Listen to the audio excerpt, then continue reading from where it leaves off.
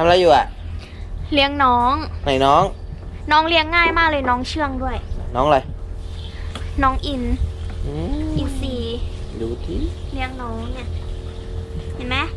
น้องเลี้ยงง่าย ตัวนี้เลี้ยงง่ายมากตัวนี้ ค่อนข้างดุนิดนึง เพราะว่าน้องเนี่ยกัดเลือดไหลเลยนะกัดนิ้วขาดได้เลยนะ ตัวนี้ จะเชื่องกับเจ้าของ ไปหมดแล้วสมอง